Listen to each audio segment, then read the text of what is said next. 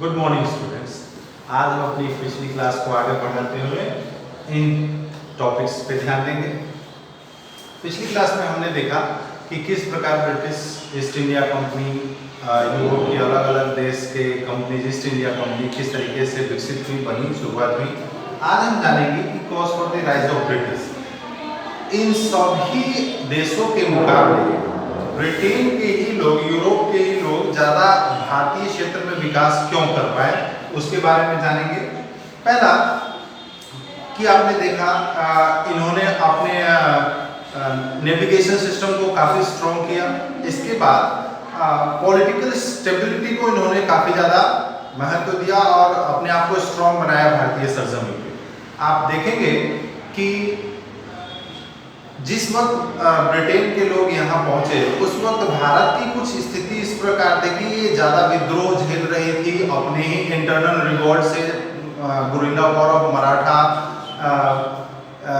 मध्य प्रदेश के क्षेत्र के पठारी क्षेत्रों के जितने भी विद्रोही लोग थे, मुगल शासक लगातार किसी न किसी तरीके के लड़ाई में इन्वॉल्व थी। ये कहीं ना कहीं एक क्लू दे रहा था ब्रिटिश एम्पायर के लोगों को, जो कंपनी थी, समझने के लिए कि यहाँ के लोग लड़ाई में आपस में ज़्यादा, जब मौका मिलता तब कोई ना कोई क्षेत्रीय शासक अपने आप को इंडिपेंडेंट करता, फिर किसी न किसी प्रकार की लड़ाई होती। ये कहीं ना कहीं क्लू दे रहा था, जिसको आप कह सकते हैं कि एक वीक रूलर, एक संगठित रूप से एक शासक की कमी रही, जिसकी वजह से ब्रिटिश को आगे मौका, इन चीज़ों की, छोटी छोटी चीज़ों का फायदा उठा के और आगे बढ़ने का मौका मिला।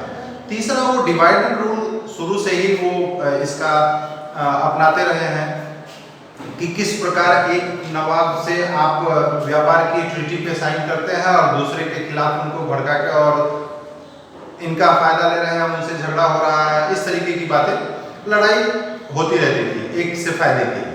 तो उनके जो उठने का कारण था, जो भारतीय सरजमीन पे, ये दो महत्वपूर्ण था कि एक तो रूलर्स हमारे थोड़े वीक थे उस वक्त, और जो कि सेंट्रलाइज नहीं रख पाए, और तीसरा कि डिवाइड एंड रूल का कहीं ना कहीं वो अपनाते थे। इस चीज की वजह से 1700 से पहले तक लगभग ब्रिटिश ने अपने सारे राइवलरीज को, चाहे वो पुर्तगाली रहे हों, चाहे वो डच रहे हों, इनको उन्होंने लगभग हटा दिया, अपने कंपटीशन से बाहर कर दिया।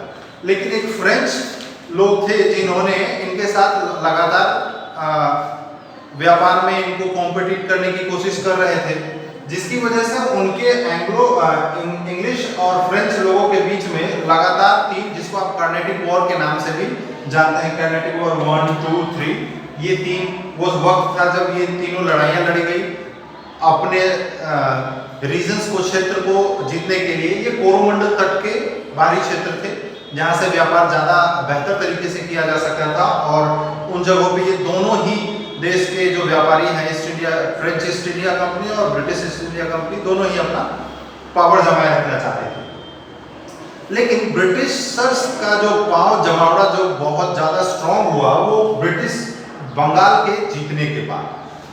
आप देखें कि मुर्शिद कुली खां, अलीवर्दी खां, सिराजुद्दौला, मीर जाफर, ये जो क्रॉनिकल वहाँ के नवाब हैं, और ये स्ट्रॉन्ग नवाब में से एटलीस्ट सिराजुद्दौला तक, कि सिराजुद्दौला तक ये वो नवाब थे जो बहुत ही स्ट्रॉन्ग थे मुगल शासक के।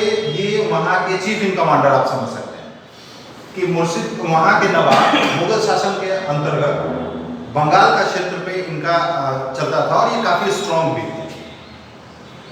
अलीवर्दी खां के बाद जो इम्पोर्टेंट पार्ट है वो यहाँ से, जो सिराजुद्दौला की लड़ाई ब्रिटिशर्स के साथ इस वजह से होती है कि इनके और ब्रिटिशर्स के बीच में जो एग्रीमेंट था, जो बिजनेस व्यापार का था, वो कंपनी के नाम का था। कंपनी के नाम का मतलब British east India company.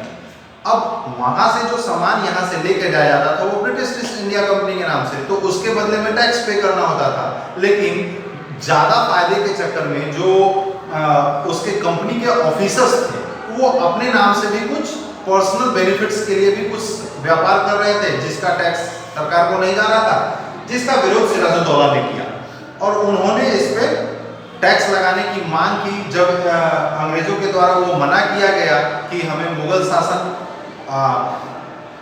Aurangzeb से ही हमें ये मिला हुआ है, अग्रीमेंट है हमारा कि हमें पे नहीं करना है, लेकिन सिराजुद्दौला ने कहा नहीं, वो ब्रिटिश ईस्ट इंडिया कंपनी के लिए है, ऐसा आप पर्सनल बेनिफिट्स नहीं ले सकते। तो वहां स्ट्रॉन्ग रोके जाने के लिए इन दोनों के बीच लड़ाइयां भी हुई।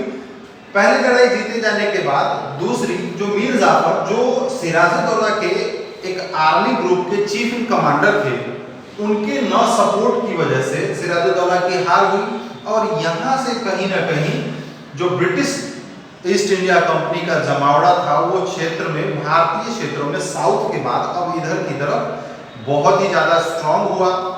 ये कहीं ना कहीं फुटहिल्स जो कहते हैं, जो फुट स्टेप्स, जो अपने पैर जमा देना, वो लगभग कंप्लीट हो गया बैटल ऑफ बक्सर 1764 के बाद।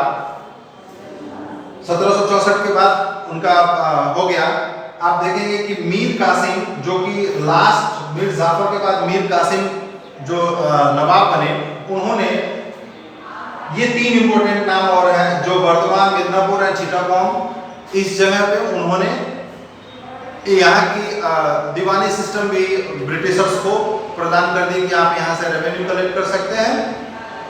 आगे के टॉपिक्स के बारे में हम अगली क्लास में जानेंगे। Thank you.